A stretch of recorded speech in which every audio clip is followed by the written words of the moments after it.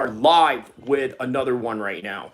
So, a little housekeeping rules for the upcoming videos that I have going on. So, the next video popping up at 8 a.m. this morning, it's going to be Logan Paul fighting in the UFC versus McGregor, or is it versus Dylan Dennis? Obviously, in that particular content, I'm going to be talking about the potential of what Logan Paul has fighting in the UFC. What kind of attributes can he bring to the table? But more importantly, what can he do against somebody like Conor McGregor? Or is it just a squash match of some sort, right? Does he have a chance at all? Also, who is a better opponent for him rather than Conor McGregor? And one of the suggestions would be Dylan Dennis. Now, why is that? For one of the reasons why it's a better suggestion is because obviously they both already have a history going on. Within that history, they also have a situation going on where, let's just be honest, right? There is a lawsuit going on that is quite frankly bankrupting Dylan Dennis. So we're going to talk about that. We're also going to talk about in this particular live stream the 26 people that are going to be on stage today for UFC's 300 press conference. Now, you got to imagine what kind of mess that is going to lend itself in this particular situation, right?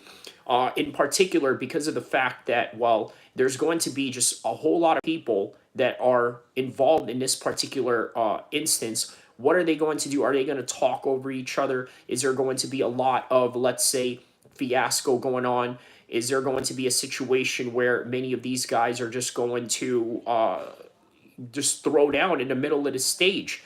Will it be manageable?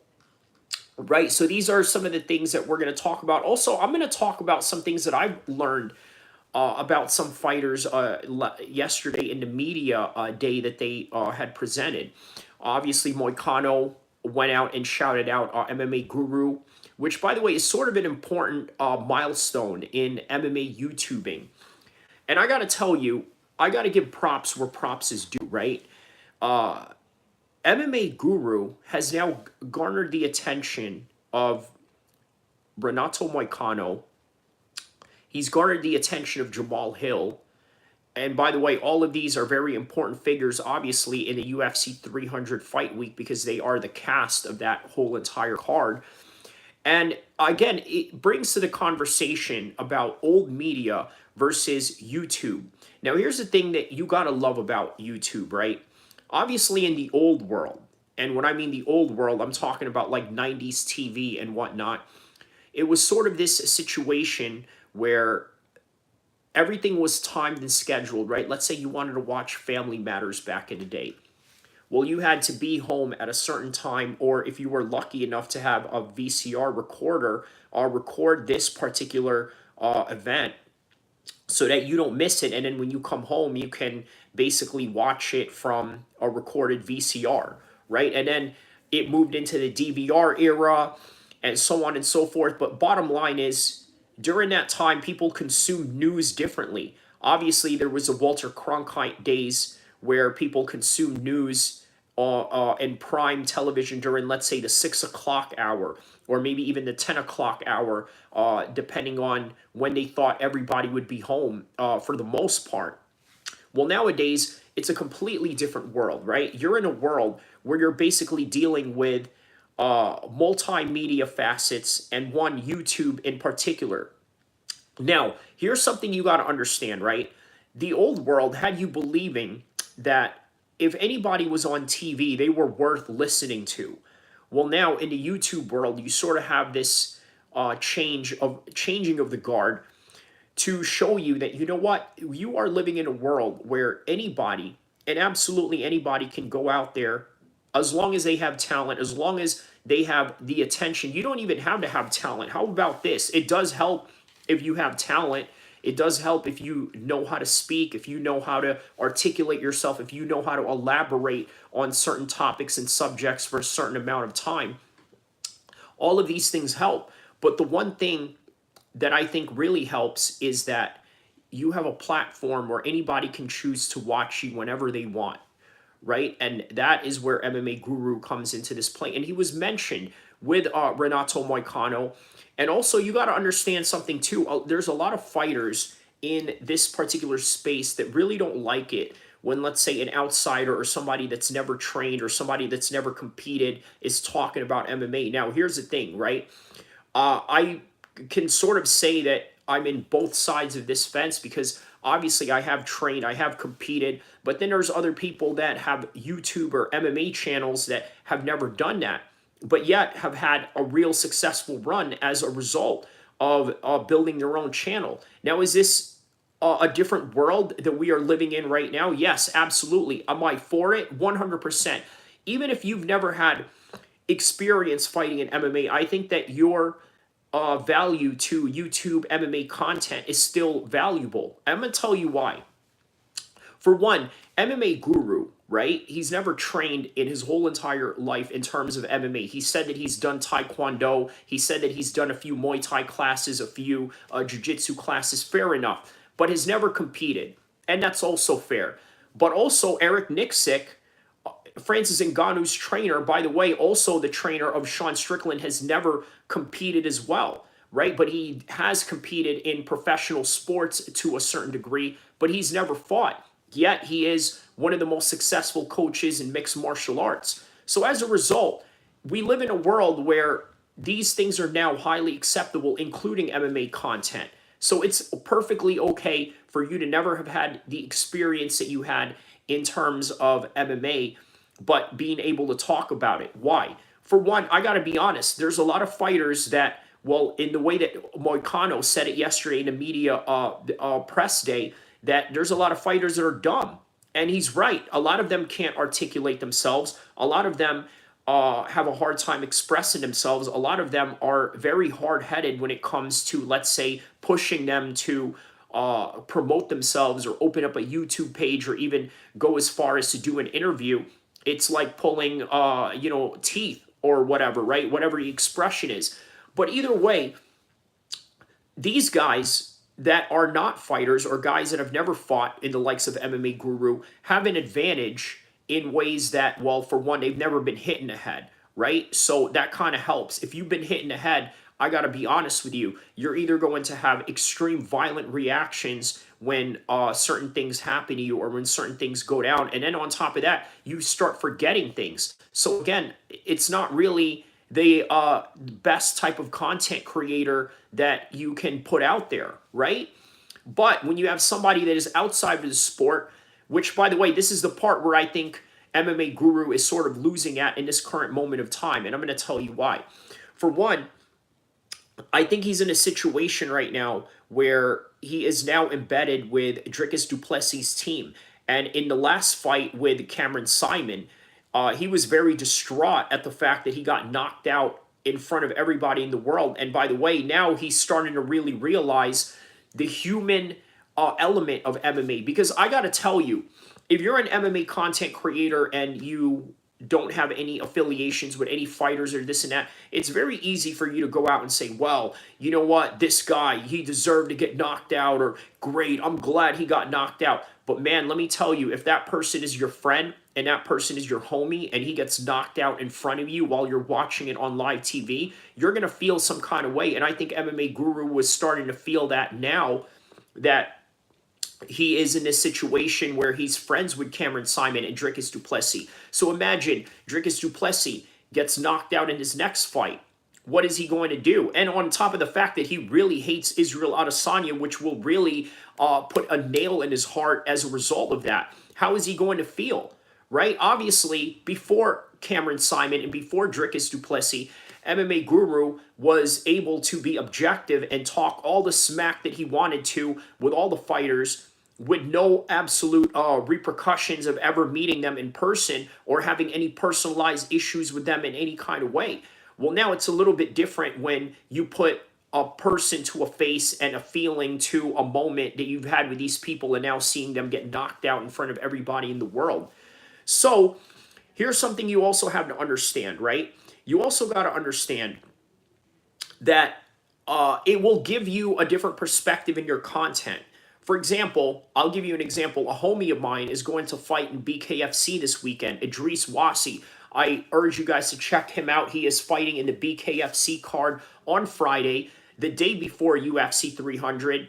And this is a guy that I've shared a card with. This is a guy that I've trained with. This is a guy who I've also spent Eid with last year. And this year he's spending Eid cutting weight, getting ready for his BKFC fight this Friday. So you got to imagine what type of feeling I'm going to get if I'm watching this guy fight, having to personalize matters at hand and being able to sort of, I guess, well, here's the thing. I don't cover BKFC in the way that obviously I would cover MMA, so maybe I can be a little bit more biased in this instance. But for example, what if he was to fight somebody who was, let's say, a top 185er, right? Or somebody that I may be a fan of. Well, I'm not really a fan of a single particular, character in the game or anything like that. But suppose something happens to him, right? And then I have to cover this. It's a UFC fight, and then he gets knocked out. Well, again, it gets a little bit different, and it hits you right in the heart. So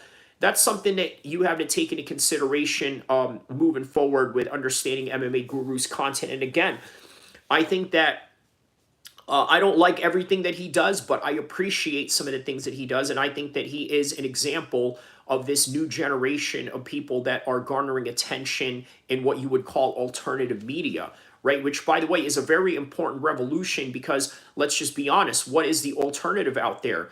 News outlets that are nothing more than just people that either lie or push a certain agenda or, again, just peddle fake news for one way or the other to describe it.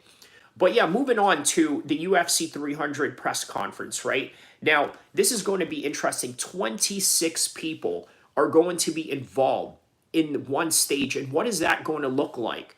We're only going to find out this afternoon the extent of that whole entire fiasco. Obviously, with this particular card, there's not a lot of beef going on, although obviously, I'm going to tell you that one of the things that I had noticed yesterday was with Rakic and Jiri Prochazka. Just when you thought that this particular card didn't have any beef or drama involved, yesterday I heard Rakic say something to the effect towards Jiri Prochazka, well, you're not a real samurai or this and that. You're just basically playing a propaganda or this and that. And obviously, Jiri Prochazka fired back because he's not going to like that statement, considering the fact that he really believes in this samurai persona that he has going on. Now, why does Jiri Prochazka really believe in this samurai persona he has going on? Obviously, because he fought in Japan. He's lived there. He's embedded himself into the Japanese culture and whatnot. So as a result, this is what he's going to run with. This is what he's going to use as his motivation, whether you like it or not. Now, obviously, a lot of people are not going to like that in the particulars of Rakic, and it's a low-hanging fruit that he's going to use. And I'm wondering why. Why is that, right? This was very out of the left field why Rakic decided to do this. Now, obviously, here's something that I know about Rakic, right? He got punched in a UFC London card by a former opponent in Jimmy Manoa, because obviously he already knocked out Jimmy Manoa in a real fight, in a sanctioned fight in the UFC, and then he just continued trash talking him even afterwards, right? So it kind of gives you a little bit of an insight of where Rakic is at in his mindset. Well, now he's sort of poking at the bear when it comes to Jiri Prochazka and sort of doing the same thing. Now, how is that going to lend itself to the UFC 300 press conference today? For sure, they're going to have some sort of disagreements. They're going to have some sort of spat at each other. They're going to have some sort of quarrel as a result of this, which, by the way, in all honesty, it's going to make it very interesting because let's be honest, this is a violent sport, and this is the reason why we like it, is because there's a little bit of some violence inside of us that really enjoys this type of thing. We enjoy violence. We enjoy drama. So, again, if you're into that, big ups to Rakic for sort of stirring the flames in this particular instance. Because, speaking of low-hanging fruit, I'll bet you that there's going to be a lot of idiots out there to be like, oh my God, you're drinking water while you're on live stream, man. What are you doing? You know, this and that. That's just what people do. They're going to use any low-hanging fruit they can to judge you, to say something to you, or this and that. But the reality is, you know what? the reality will always be the reality, and your own perception may be lying to you, so you need to take that into consideration. So what about Wei Li Zhang and Yan, the two Chinese contender, champion and contender in this? How is this going to unfold? You got to also think the type of translators that they're going to need in this particular press conference, right? You have somebody who speaks Chinese, one person who speaks Portuguese, and the likes of Charles Oliveira. Who else is in this card that's an international? Obviously, Jalen Turner is an American, Jessica Andrade, uh, Marina Rodriguez, all English speakers. So, okay, so more than likely they're going to need, let's say, an English translator, a Chinese translator to conduct this whole entire thing. 26 people. 26 people that are going to be on stage. I don't know if this has ever been done like this before, but I got to tell you, the only thing that we can draw from past conclusions about multiple people being on stage for a UFC press conference was in, let's say, these press conferences where, like, go big or go home type of scenarios, right, where they announce the fights that are going to be happening the next season. But usually that's not an entire card. It's usually people that are headlining one card after another, not an entire card in and of itself. Well, with this card, it's literally an all-star card. Look, here's the thing. If you're a casual and you spent, let's say, $6,000 to sit front row to watch this fight, I got to be honest with you, man. You better not be partying in the afternoon if you're in Vegas at this time. You better get to the arena straight away and watch Cody Garbrandt fight Davison Figueroa. Now, Cody Garbrandt is somebody that has... King Cool Guy says hi. Hey, King Cool Guy, how you doing? Don't forget to like and subscribe, guys, as I'm giving you some of the most hottest content in MMA, the most epic mixed martial arts channel, the way that I deliver the news, the way that I'm going to convey certain messages, the way that I'm going to break down psychological, technical, and also the business side of mixed martial arts. Also, a little housekeeping note for those of you that tapped in. I have a video that is going to pop up on my video section. It is called Logan Paul fighting in the UFC. Is it going to be versus McGregor or Dylan Dennis? I break down the technical, psychological, and the lawsuit that is going on right now with Dylan Dennis and with Logan Paul. I think you guys are going to enjoy this particular content. I hope you guys stay around in the next 40 minutes for that premiere. And don't forget to subscribe, because guess what? Just like what I mentioned with MMA Guru earlier, right? He is an absolute success story in MMA. He's somebody that we need. But at the same time, you also need somebody that's going to be a counter narrative to a lot of the BS that he spews. And again, I'm being objective in this particular matter, and this is something that he will never give you, and what other MMA content creators will never give you. What they give you is nothing more than emotional fallacy. I'm not here to do that. I'm not here to be anybody's friend. I'm not here to be anybody's ally or anything like that. I'm here to run the fade with everybody in the MMA community space, and that's just the bottom line about it. Right? Because I think that I could do this job better than him. And by the way, if you're in this space, you really should believe that about yourself. If you don't believe that about yourself, man, I don't know what to tell you. You know, you're in the wrong business, whether you're a fighter, whether you're a media analyst, or whether you're a coach, a manager, or whatever it is that you do in MMA. If you are in the world of MMA, you better believe that you can do it all. And by the way, speaking of different roles that are in MMA, a buddy of mine, Eric Trilogy, who, by the way, guess what, is not only a nutritionist, longtime nutritionist of Conor McGregor, is also the nutritionist of Logan Paul. Now, let's say if this fight was to happen, I mean, obviously highly unlikely, but I did a breakdown on it anyway. What would happen? Who would he side with? So these are some of the most interesting aspects that I think this particular fight could bring. But yeah, back to UFC 300. So Cody Garbrandt is the first fight of the night.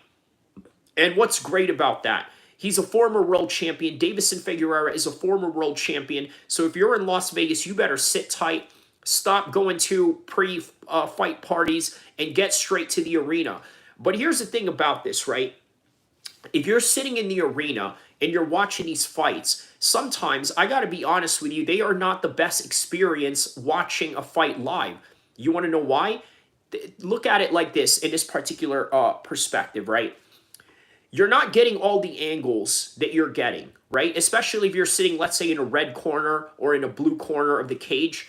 It's not the best experience out there. It really isn't. And again, you think that it's the best experience because of what you've experienced watching mixed martial arts at home.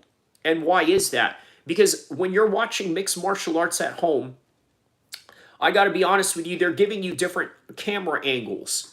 They're giving you the angles from one corner, they're giving you camera angles from another corner, and they're giving you camera angles from every single section that you could potentially see the fight, or angles that you don't see in one side to the other.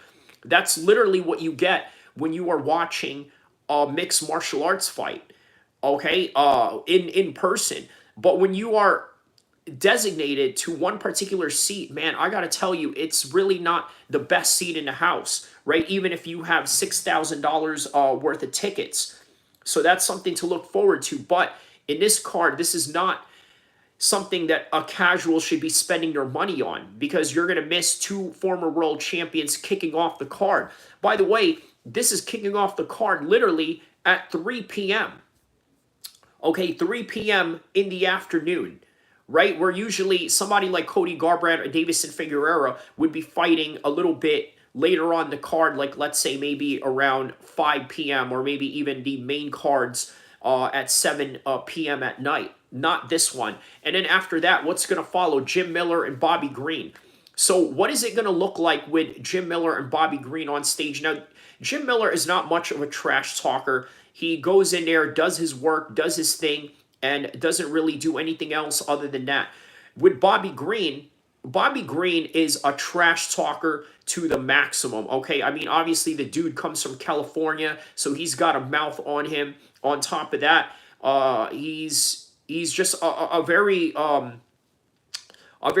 charismatic individual, which sometimes lends itself to great trash talking, right? So what is that going to look like with 26 people on stage? What about Jessica Andrade and Marina Rodriguez? Well, not much trash talking there, as you would imagine. What about Jalen Turner and Renato Moicano? Are they going to smack talk each other? Now, Renato Moicano, I got to be honest with you, he has a great understanding of the business side of MMA. And what exactly do I mean by that? Well, for one, he understands that he has to open his mouth up a little bit. He has to garner a certain level of attention. He has to get out there and really piss some people off.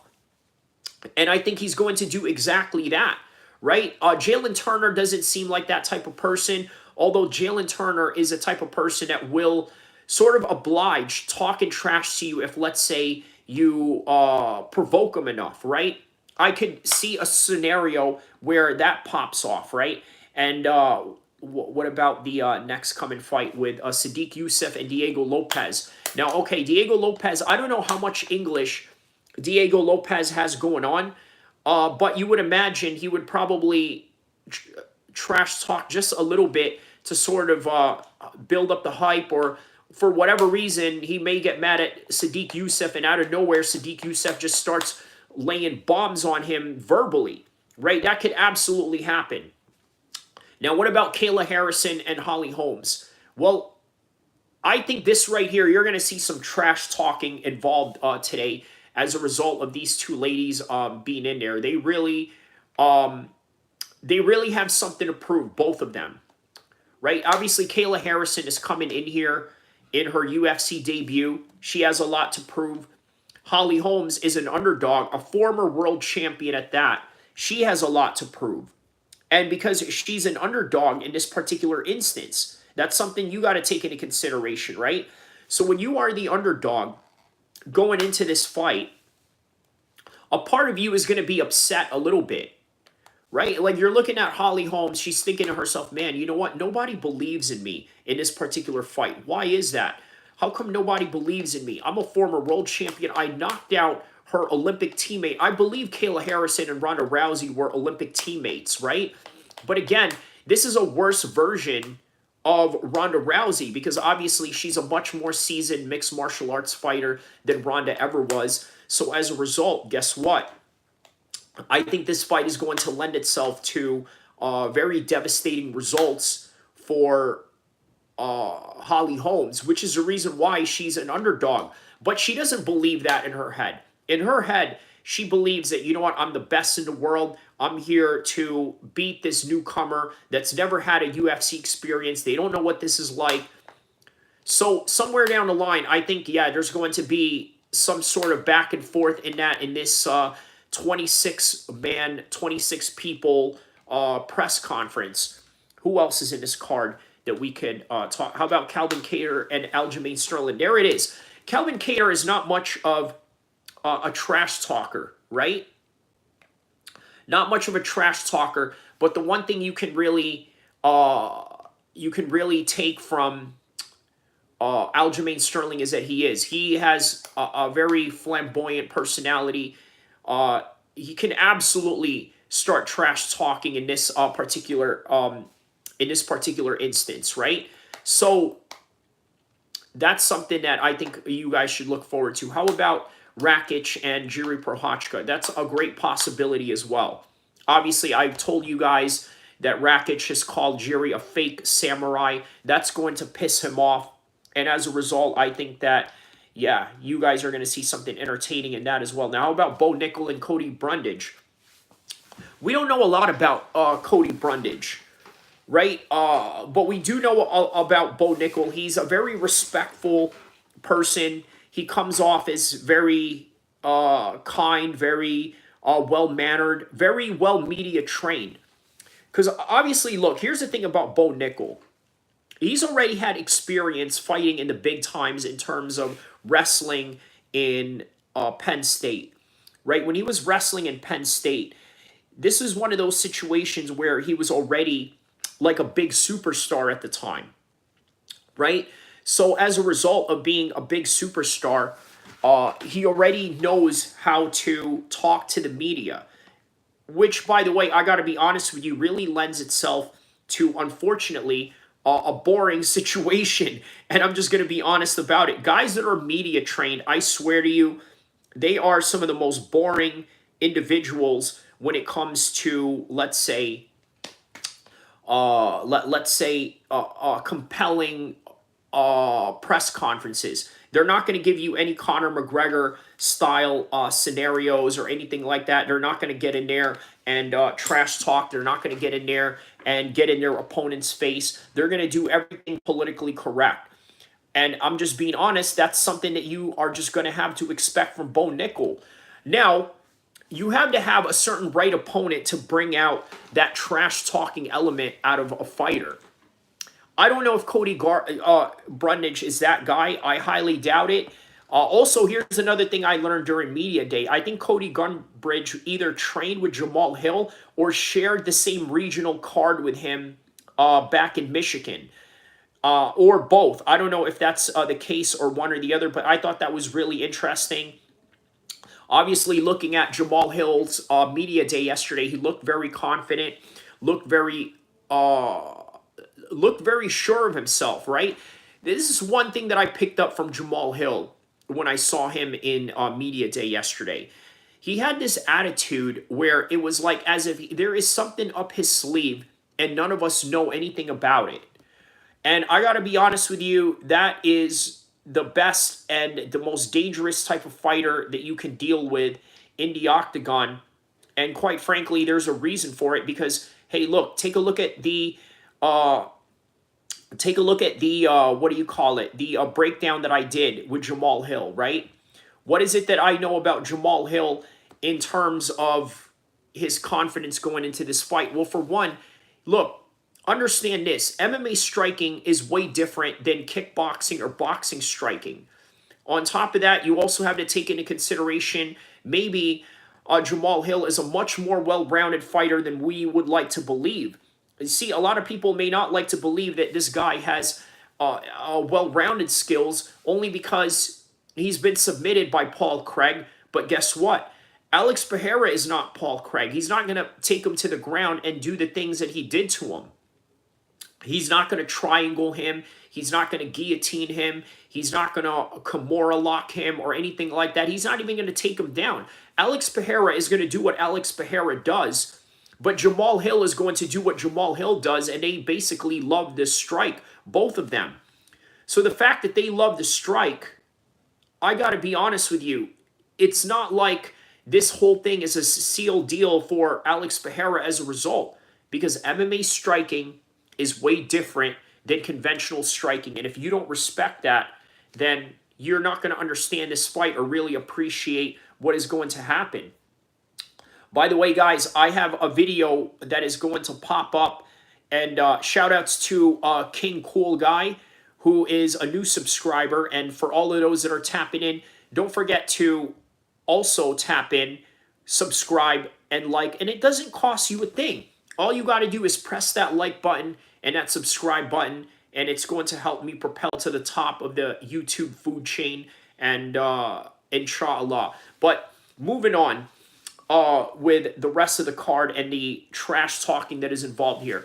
Now, Max Holloway and Justin Gaethje, is this going to be a trash talking affair when we're going to witness the press conference later on? In all honesty, I got to be honest with you, I don't know. I don't know if that's the case. I don't know if that is what is going to happen. But it's not highly unlikely. People can't forget what Jamal Hill did to Johnny Walker. Either delayed knockout was kind of crazy. And that is a comment by Hiya Buddy. So how you doing, Hiya Buddy? Shout outs to all my New York listeners, all my listeners from around the world. And yes, you are definitely right. That was a scary knockout, right? The way that he just fell back. It was like as if a sniper had shot him. And as a result of that, just fell back like, wow. You know, it was crazy. That was definitely one of the best knockouts of Jamal Hill's career. But now that it's no longer Ramadan, I can obviously drink water during the day. I can also drink coffee during the day.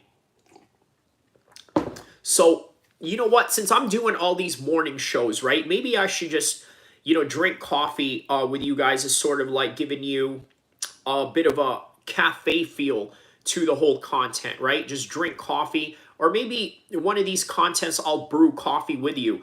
In the 10-hour stream that I did for the PFL and the UFC Mexico card, which was, I believe, just a little over a month ago, I remember I was blending a smoothie on live stream. So that's something to look out for if you guys want to check that out. But speaking of future and past content, I have a content that is coming out in 23 minutes. Logan Paul fighting in the UFC versus McGregor or versus Dylan Dennis, a technical and psychological breakdown, but also the breakdown of the lawsuit that is currently happening with Logan Paul. So back to UFC 300. Let's see here.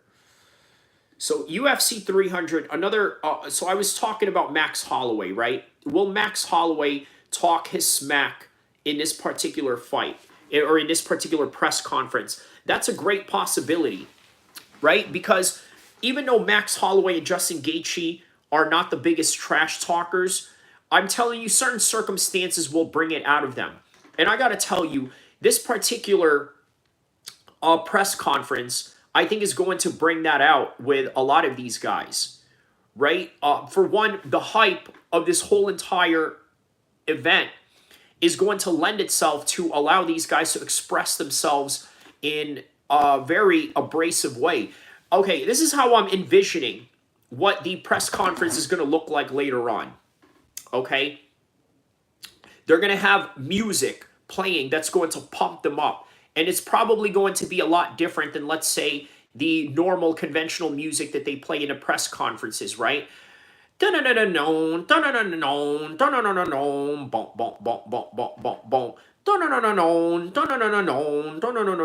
that sound, right? That's the same sound that they use when they are, let's say, in the press conferences. Now, are you going to see that in this? Probably not. They're probably, in my guesstimation, they will probably play a music that is a lot more loud, a little bit more abrasive, a whole lot more aggressive to really get a lot of these guys going, right? And then when you hear that, you start thinking to yourself, man, I'm here. I'm at UFC 300, the biggest card of the year.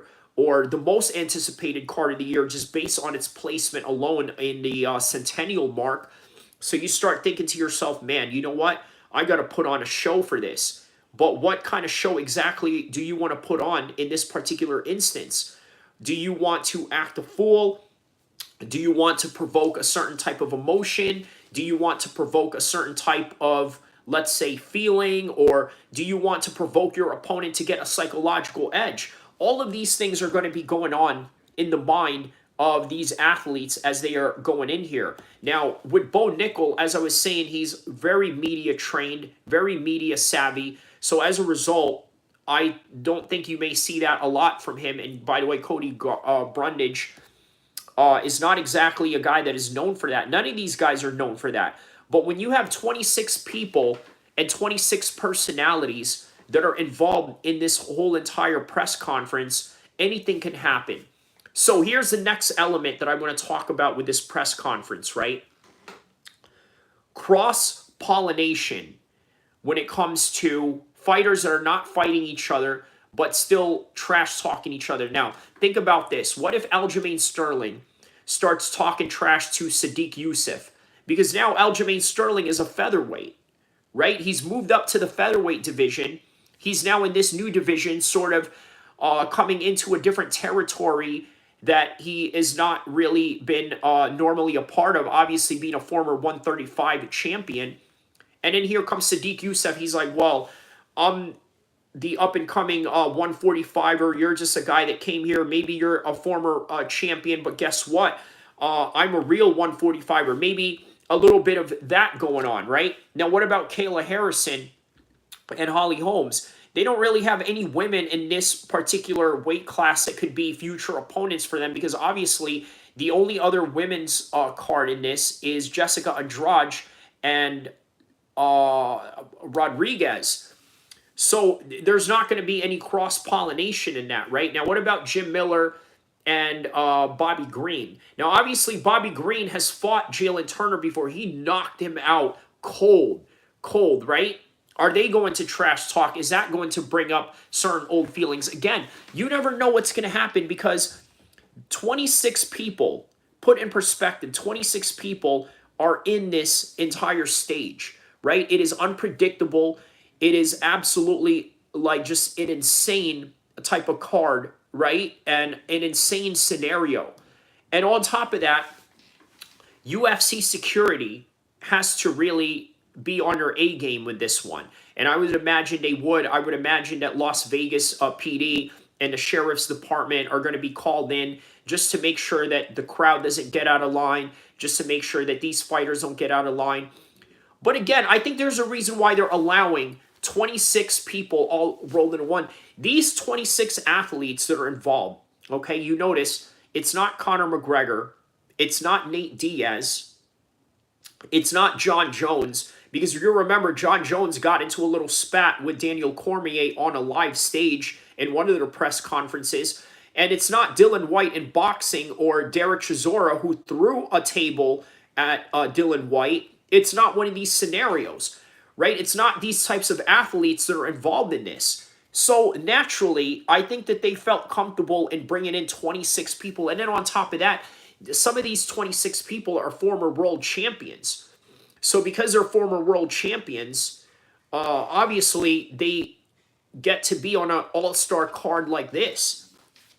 So there's a lot to look forward to in that. Let's take a look at what time this press conference is going to be. So what I'm going to do right now is go on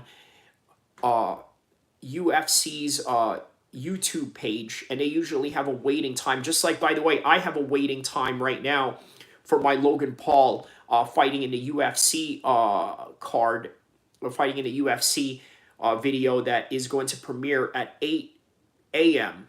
West. I think Bobby Green might be the loudest on stage at this show. 100%. Now, tell me why. Hiya, buddy.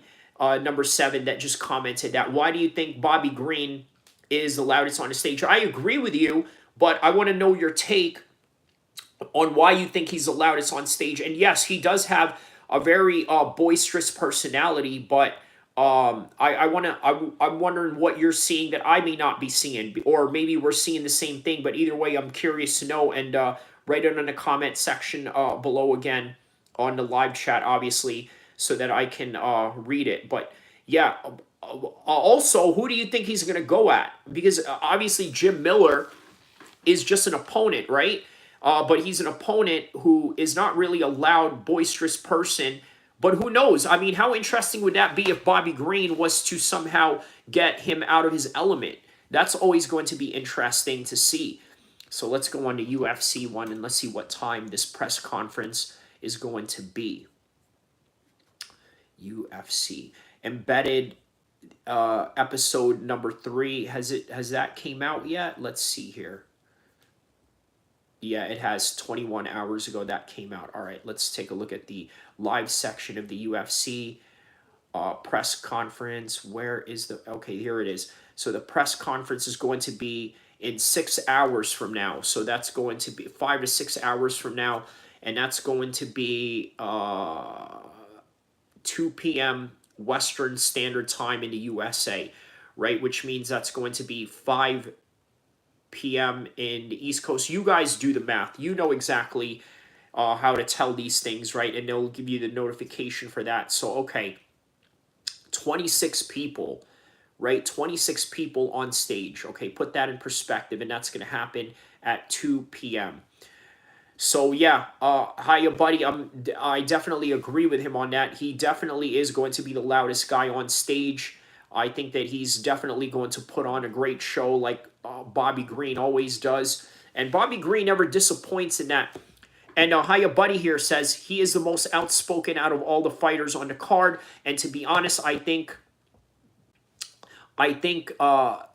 this thing keeps popping away while I'm okay. I think he is sick of not being the face of the division when he's been around entertaining for so long. You know what? I'm glad you mentioned that, right? At some point, I think Bobby Green is probably going to fight for a BMF card. Again, what is the criteria for a BMF card, right? I don't think there really is a true, realistic idea of what a card is or what a BMF is supposed to be. I don't think there really is any of that. I just think it's one of those situations where you know what, if you're a popular fighter, not so much if you're a former title contender or anything like that. I don't know if Jorge Masvidal had, I don't think he had a title shot yet when he fought for the BMF. I think that was before. So I know Justin Gaethje has already had title shots. Obviously, Dustin Poirier had a title shot when he was eligible for the BMF belt. But again, you just don't know the criterias of these matters at hand, right? You know, they just have different ways of, I guess, I don't know. It's a very subjective criteria, isn't it? And again, the BMF belt is a subjective belt in and of itself. But the fact that you did say that he's been in a division for a long time, he's a guy that will fight anybody at any time, including Islam Makhachev, I think sort of tells you that, yeah, I guess you could say he's eligible for a fight like that. But nonetheless, speaking of BMF, I got to tell you guys, I honestly don't think that Justin Gaethje has a chance of winning this one. I really don't. I really don't. And I'm going to tell you why. But, by the way, hit the like button right now, and I'm going to tell you exactly why. Why I don't think Justin Gaethje is going to win this fight. Give me one more like button or one more comment, and I'm going to tell you exactly why. Why I don't think Justin Gaethje is going to win this fight. Okay? I'm going to tell you exactly why in a second. I really don't think that he's going to win this fight.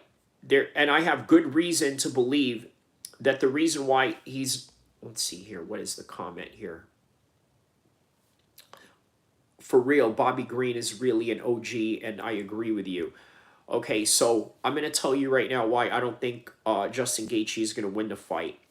So I saw an interview with Gilbert Burns where he said something to the extent of, I was watching Justin Gaethje being carried out drunk, right? And obviously this was not within the close proximity of his training camp or whatever, But just like what I said in the Islam versus Dustin video that I did yesterday, right? Islam versus Dustin Poirier confirmed psych and technical breakdown. It's on the video section. I did two versions of that, the live version and I did the video version of that. Watch both. What I talk about is lifestyles of fighters. Okay? There's a reason why Muslims are dominating the mixed martial arts combat sports space, and that includes boxing as well, right? You guys know Arthur Beterbiev.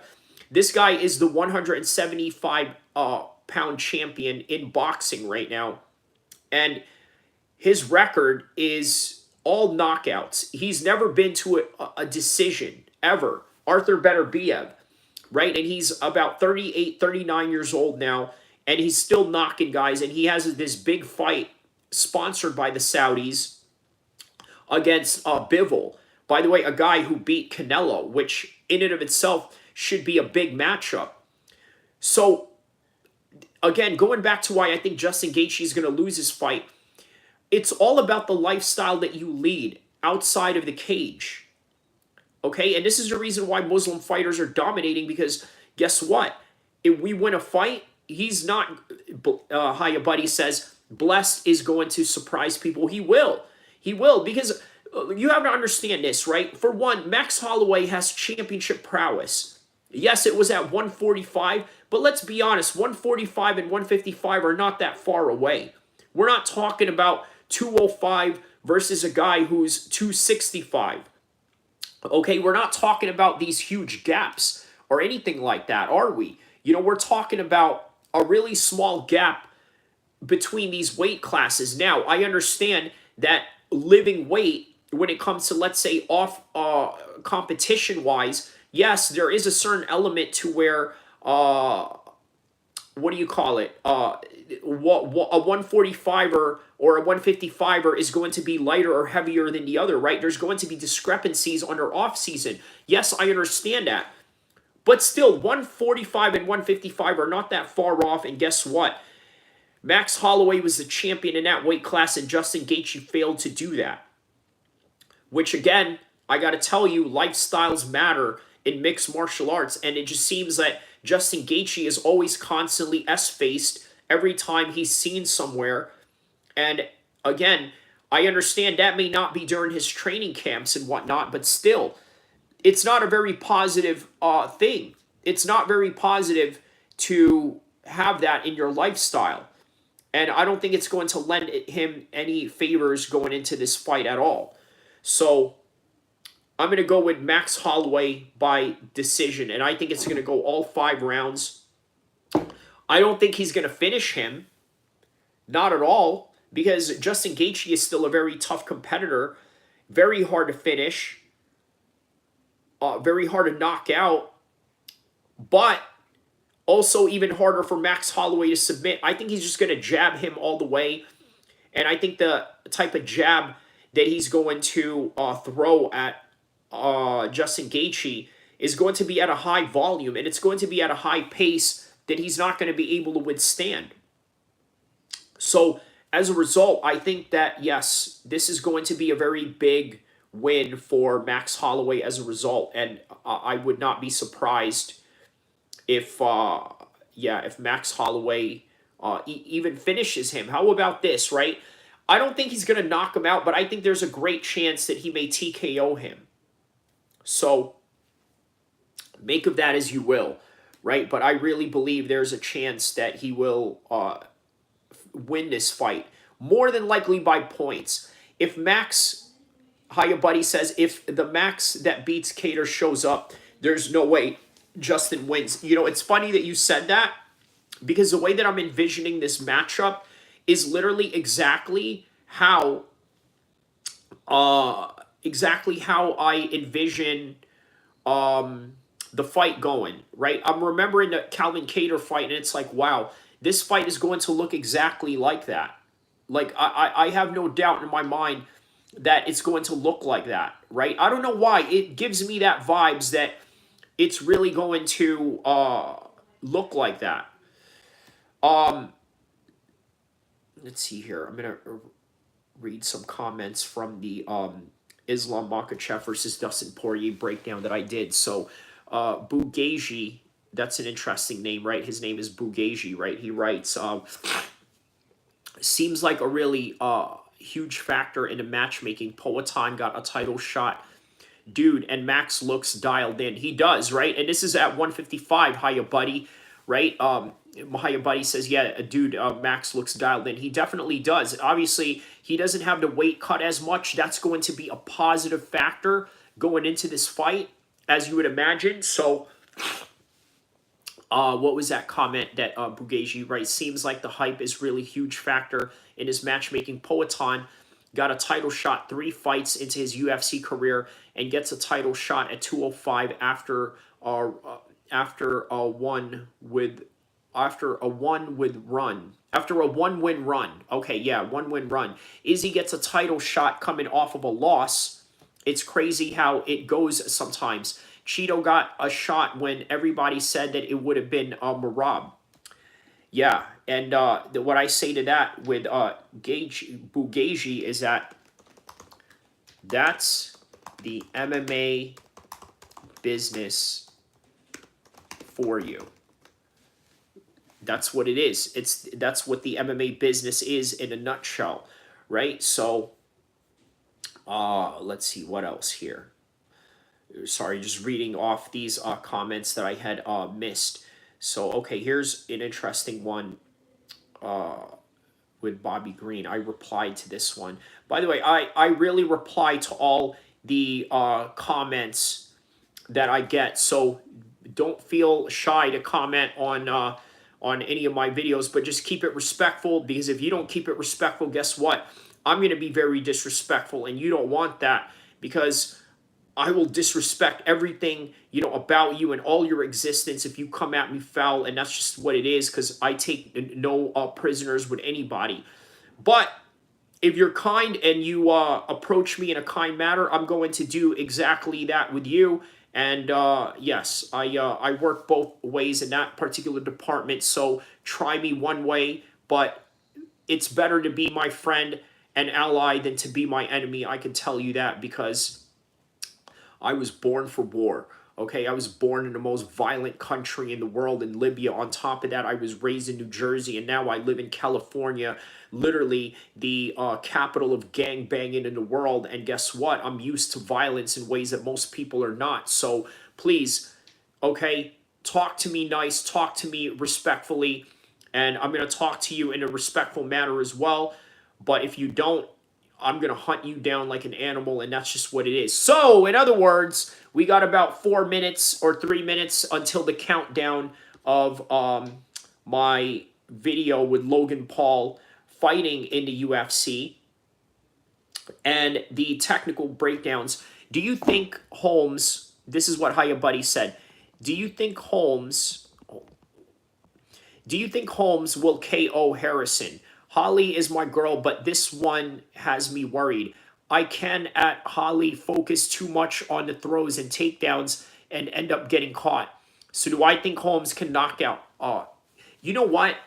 I think so. I think there's a good chance. Here's the thing about UFC 300 that I think is really worth understanding, right? So going into it, a lot of people were very disgruntled at the fact that this card was not a huge epic card of Marvel versus comics proportion, Superman versus Spider-Man scenario. But the results in and of itself, I think, is really going to surprise many of you. It really may surprise many of you, and I think that is the charm that this card could offer. Now, if all the favorites win in this card, it'll be one of those situations where, you know what, well, we told you, Bo Nickel was going to win. We told you that Kayla Harrison was going to win. We told you that Armin Sarukian, the young gun taking on the old lion, was going to win. But what if all of that is in reverse? Oh my goodness, this will turn out to be the greatest card ever. And then Holly Holmes will repeat exactly what she did against Ronda Rousey. But what's crazy is now, obviously, she's not the main event. This is like early in the card. Look how early this card is. So yeah, look, I got to tell you, Kayla Harrison is coming into this fight with a lot of hype, understandably so. But at the same time, she makes a lot of mistakes as well, and we have to take that into full consideration, right? There's a full consideration that we have to take that, well, let's just be honest. She makes mistakes. By the way, you know what I'm thinking of doing? I may just stay on online here as the video proceeds. I may just stay for a couple more minutes while the video premieres. Maybe I may just react to it with you guys while we're watching it. But yeah, watch it as well. Obviously, there's about a couple of people that are waiting right now for the Logan Paul fighting in the UFC premiere that I have going on, which is going to be in, yeah, right now. Actually, it's about to premiere right now. So let's watch this together as we check out this video.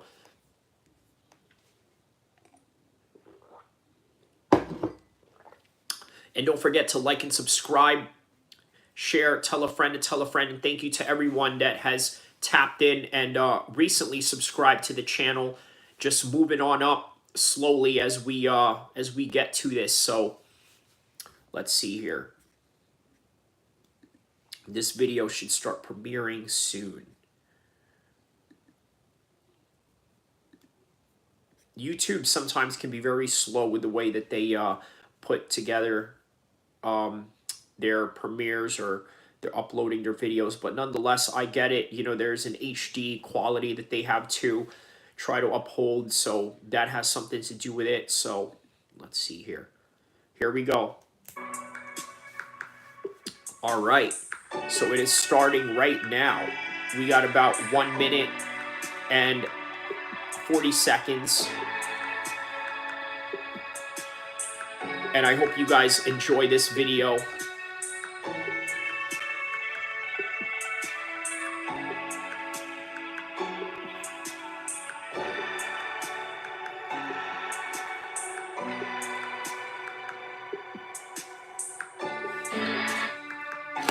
All right.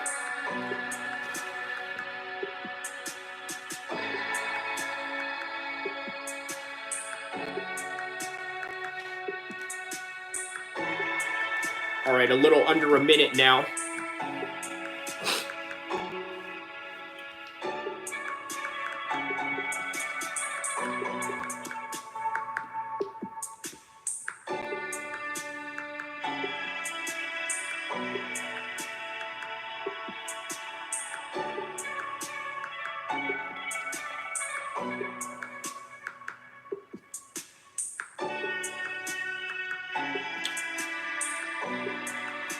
$30 seconds. Get to the next video, guys. Trying to watch both with you. All right, awesome. I think we'll do just that, right? And, you know, I may cut out in between this, but yeah, let's watch this together. And then let me know what you think. But also drop some comments on the other one as well. We got about 18 seconds left. 15. 13.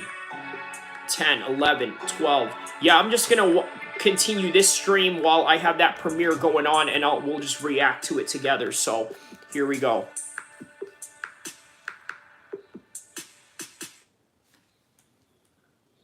Logan Paul says he wants to fight Conor McGregor, and I'm about to give you some full details of this particular matter at hand. For one, you also, and this was done early this morning, background, which in a way lends himself to having this particular confidence in taking on Conor McGregor in an MMA fight. Also, you got to take into consideration this guy has also fought Floyd Mayweather in a boxing ring. Now, you can argue it was an exhibition, but nonetheless, this is a resume that he also wants under his plate. MMA, Conor McGregor, boxing, Floyd Mayweather. On top of that, in pro wrestling, maybe Roman Reigns. He has took on Roman Reigns and will probably take on Cody Rhodes sometime in the near future, considering the trajectory and the popularity that they both have. And by the way, I've mentioned in the previous content in this particular channel how pro wrestling is now becoming a big main staple in the mainstream world of America, around the world, and people that used to love watching wrestling in the 80s and 90s. And why is that? Yeah. For one in particular, it's because of Logan Paul. And among other names that are part of the list. Obviously, he's a big factor in a big piece of that whole entire puzzle, but nonetheless, he is a major contributor to that particular brand. And not only that, you look at the canvas of the WWE, it has Prime on it all throughout WrestleMania. At ringside, all these That's Prime true. drinks They were definitely set up have that. ringside to either be used as a weapon, as a prop, and everything in between that had to deal with the show in order for them to just further promote the Prime Energy drink. But fighting Conor McGregor, even if you are the size of Logan Paul and the athleticism and the attributes that he possesses, in all quite honesty, is really going to be a difficult task. And I'm going to tell you why. First, I told you all the glamorous side of this particular matchup and the contribution that pro wrestling is now sort of giving to the mainstream pop culture world. Well, now I'm going to talk to you about the breakdowns and the technical aspects of Logan Paul fighting Conor McGregor. So for those of you that are tapping in, I'm reacting to my live premiere right now. Yes, he can. Because we've seen it. We've seen him outbox Dylan Dennis. The problem is, can he kick? And that's something that we really don't know much We always got about. to wonder, can Logan Paul kick? He can Logan punch. Paul. He Now, can in some grapple. recent videos that I had seen online surfacing was Anthony Joshua sort of throwing kicks, right? Practicing kicks and whatnot. I don't know how old the footage is. I do know there was a video of him a couple of years ago in Abu Dhabi kicking a bag. But in this particular video that I saw with Anthony Joshua, he was kicking a Tide pad with somebody holding the pads for him. And I noticed something about Anthony Joshua's kicks, right? And by the way, this all relates to Logan Paul going into MMA and Stay with me now. Conor McGregor, or just really fighting anybody. But I'm going to reveal to you later on who I think he should fight in MMA. But for now, let's concentrate on Anthony Joshua throwing kicks, right? So the way that he threw kicks was very similar to what I've normally seen guys that came from boxing coming into MMA or kickboxing do, which is what? When you throw a kick, usually you swing your arm back in the same leg, the same side of the leg that you're throwing the kick. Anthony Joshua didn't do any of that. He may have tried to attempt like a small stint of it, but not fully commit to the way where you have to swing your arm back when you're throwing the kick. Now, why is that? Obviously, the habit of boxing sort of plays into that. Because in boxing, you're constantly told to keep your hands up like this all the time, right? Hands up all the time. But now you're throwing a kick. It's a little bit different. Now, can throwing a kick leave you vulnerable when it comes to swinging like that? And I always wondered that, right? Even till this day, with all the years that I've done Muay Thai, Taekwondo, MMA, and all of the above, I always wondered if it leaves you vulnerable.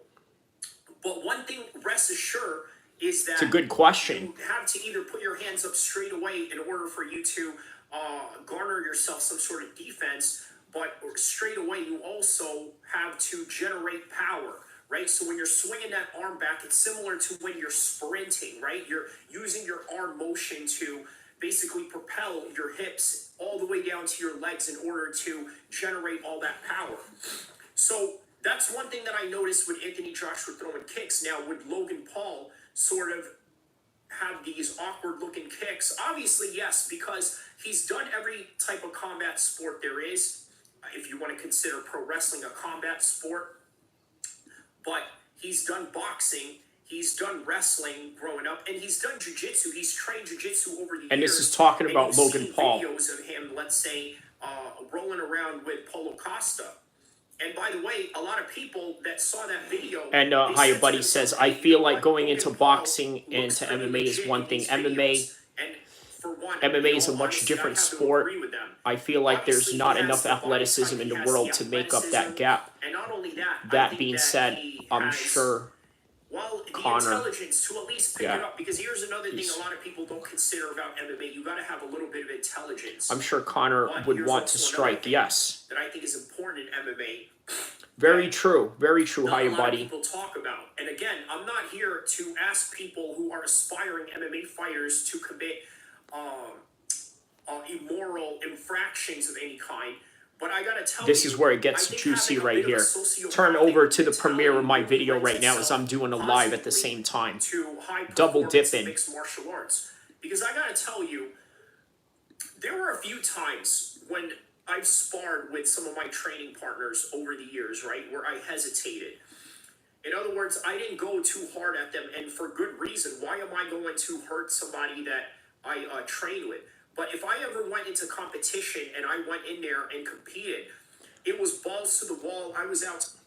But if the big dude starts piecing him up, he will take him down and grab him by the neck. Very true, yes. That's very true. For really the most politically correct terms that I could describe.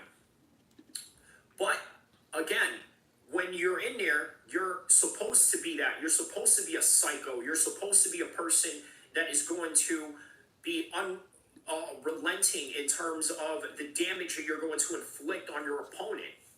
Logan Paul has that. But the question is, can he be that person that can take on somebody like Conor McGregor, even with the size advantage? And here's the thing. Will Conor McGregor even try to attempt in entertaining this particular fight? And where did I get this from, by the way? I saw this on Logan Paul's podcast just days before WrestleMania, where him and Triple H were talking. And very good interview, by the way. Basically, TKO, the owner of both WWE and the UFC, can absolutely make this happen. But will they make it happen? It's quite a risk. Imagine Conor McGregor getting beat, yes, by a bigger guy, yes, by a very strong and athletic human being, but at the same time, somebody who's debuting in MMA, and could you imagine the level of shock that it's going to cause in the world that he came into MMA beating a former double champion in Conor McGregor with very too little, no MMA experience. Now that would be shocking. And I don't think that the TKO company wants to risk that. But it is a fun fight to sort of speculate, which is why I made this video and probably made it the headline. I will be back continuing while I'm watching my premiere right now for those of you that are tapping in. So just stay tuned and also watch the premiere of my video that's going on right now that I'm watching. I tell you who that is. 5, Still the same coffee. 3, 2, 1. So it should be Dylan Dennis. You want to know why I think Dylan Dennis should be the one to fight Conor McGregor? They've already fought in boxing. Right now, Dylan Dennis is facing a lawsuit against his girlfriend, Nina, right? Because obviously in their fight, or the lead up to the fight, Dylan Dennis was posting all types of incriminating pictures of Nina. And when I mean incriminating, I don't mean by the law. I mean incriminating by terms of you looking like an absolute harem to the world, okay? And that's me putting it lightly and politically correctly, okay? It didn't look good for Nina, so it's not looking good for Logan Paul either, because guess what? In this world of professional fighting, there's an honor code and sort of an honor culture, which you don't do this. But Logan Paul is proceeding to allow Nina to do it. Why? Well, he says that he's not the one that's doing it, but at the same time, you also have to ask yourself, who is the one that is controlling everything behind the scenes? Now, all of this is speculation. We don't know. Perhaps maybe Logan Paul is trying to sway her away from these actions. But the reality is that none of that is happening, because on the side of Dylan Dennis, he's still going on with a lawsuit and potentially facing bankruptcy. So Dylan Dennis said, hey, you know what? Let's settle this, meaning that we will settle the lawsuit as long as you fight me in MMA. Now, isn't that a sweet deal? Isn't that a fair deal, right? Considering that, okay, you're going to sue him anyway, so let's just have a settlement, but let's also have an MMA fight, which will create even more money than we did in the first boxing fight.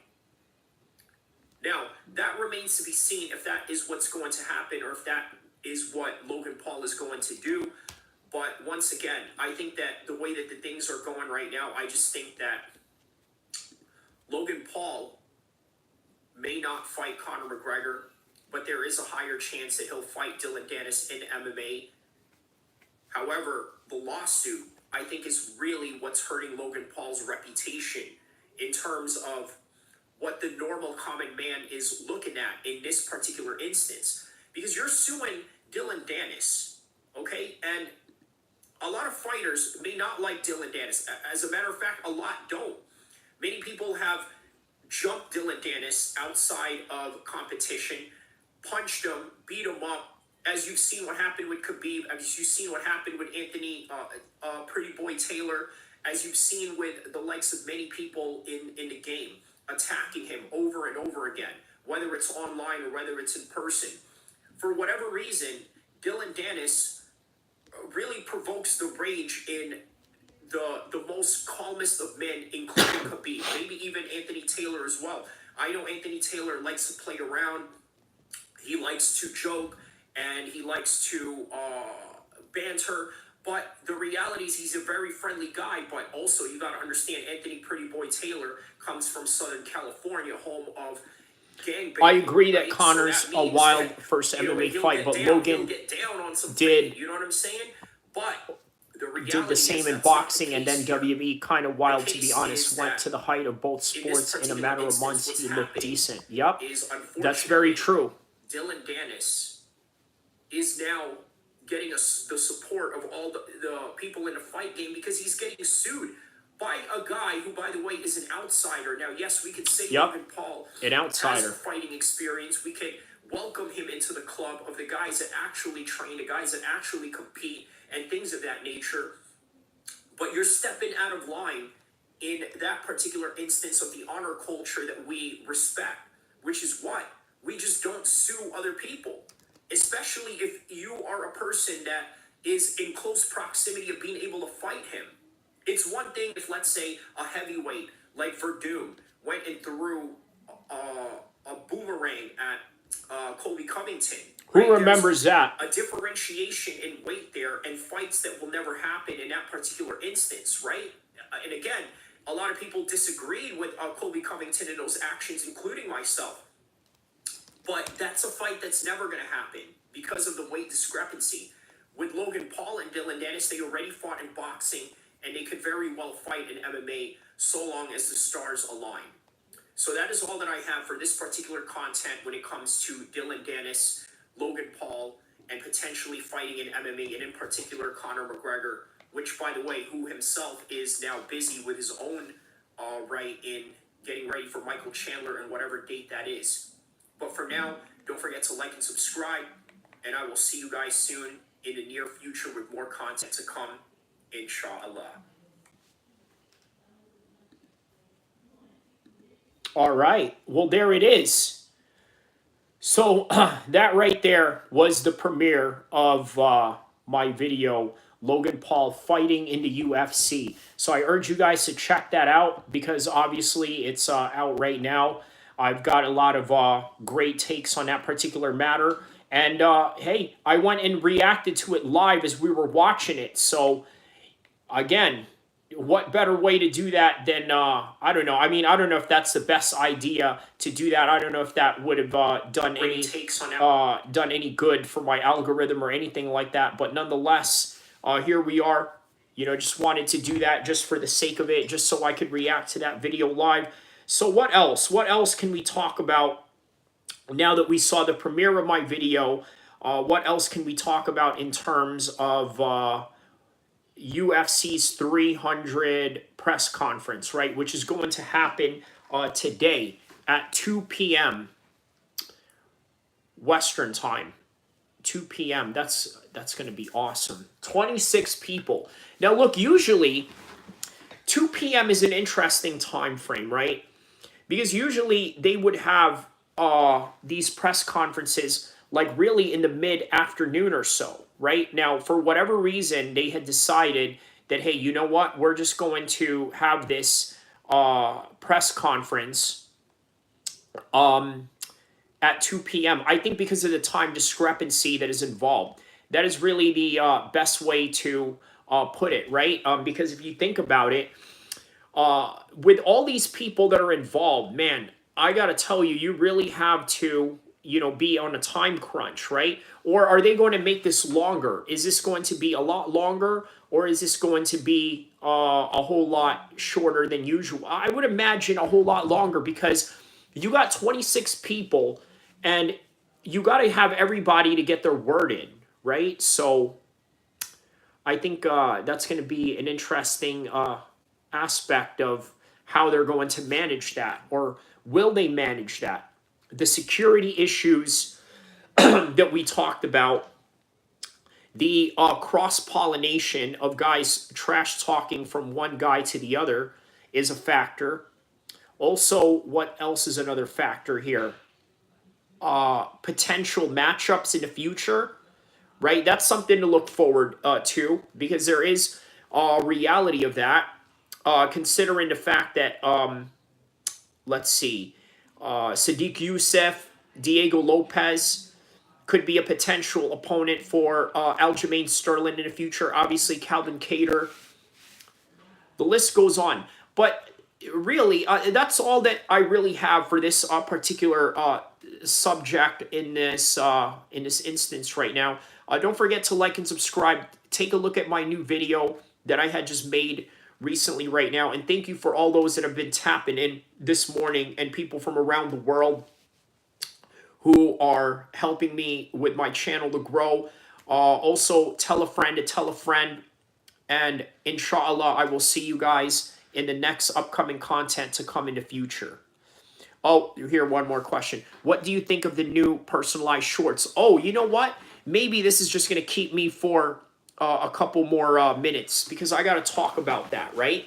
So the new shorts, how could I forget? Thank you for bringing this up, by the way. I think it's great, right?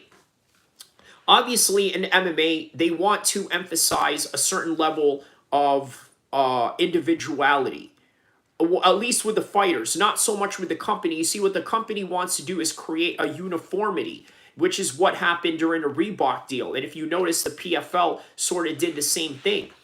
But I think if you can somehow become a different type of personality in the world of MMA, I think they're going to lend themselves a helping hand in helping you individualize yourself. Obviously, with Conor McGregor, I remember back in the days, I believe it was one of his earlier fights, one of the Reebok people told him to not wear a specific gear that he had wanted to walk out on. Hiya Buddy says, I agree. I enjoy letting them express themselves to a certain degree. Right. Just like with Mitchell. Bryce Mitchell had his own camo shorts going on. Now, that's interesting in and of itself, right? If you really think about it. So, again, that right there is one of these, unique situations, because he has a unique personality.